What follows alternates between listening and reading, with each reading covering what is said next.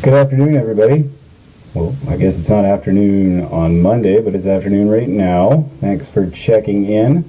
Today, you guys are going to start working on your mock election activity. So the expectations for today are that you watch the electoral process video, which is on the web page here, on the classroom page here.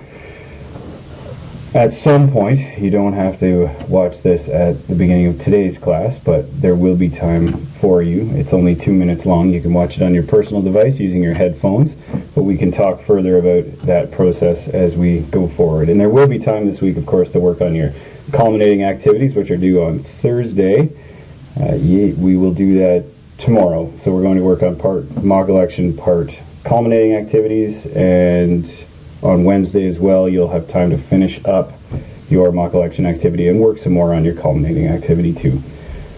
So, here we go. The mock election activity is the last group activity we'll be doing in this course, and is based somewhat on the Canadian political electoral system, which is a first-past-the-post system, which means the party that has the most candidates voted in ridings around Canada, their leader becomes the leader of the government, either in the province or on the federal level. So, here we go. This is what you do. First, gather in your manifesto groups. So gather in your manifesto groups, the same ones, and the premise will be very much the same as it was with creating your manifesto, in a slightly different way. In this way, we have 4 main issues in the class that you need to create rules and reasons, or in this case, rules and consequences for in your party. And make sure that your political party is very clear with both its rules and its consequences, because that is normally the party that wins the elections in class. And if you can't be clear, bring snacks. Bring food for people, because that seems to do pretty well with getting the careers class who's going to come in and vote for you to do that. So, first step in creating your mock election activity rough draft is for someone in the group to make a copy of the mock election activity and share it with the rest of the group members. Or you can quite simply write this out, because we won't have Chromebooks, of course, on Monday. Write this out on a blank piece of paper. Do not start to go right into using your poster, designing your poster. This is a required part. The planning is a required part of this. So pick one member of your group for each of the concerns to consider. In this case, we have homework, food in the classroom, washroom breaks, and late assignments.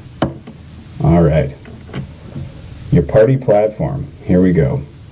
You do need a name for your party. It has to reflect your values and something that you share as a group, and possibly make it catchy, something to do with school. You need a logo. That's a rough design of a logo, which again is a lot easier to do, say, on a blank piece of paper. And then a slogan. So for example, if you're a party that wants to put gloves on all the students in the school, if you love them, if you love them. There you go. Something along those lines that reflects these policies and maybe even the values of, say, Center Wellington District High School, and so on. So, an example of a possible rule you could have in the class. So for homework, you might say homework for every lesson is checked once a week, so it's expected to be done at the end of a week. And the consequence to that could be, I don't know, detention. So let's keep it simple on that.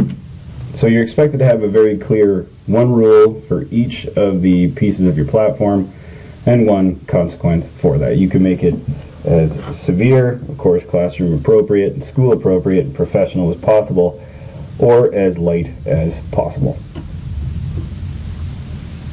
So again, today's goal is to plan your poster out. So to plan your poster out, watch that video on the mock election activity, and I'm going to post another short assignment for you to do if you guys get done all this, or if you want to do an extension of the voting system in Canada and Ontario. But again, if you do get done this today, you can also start working on the poster itself. There are markers next door in Miss Parker's room that you can borrow, Parker's markers.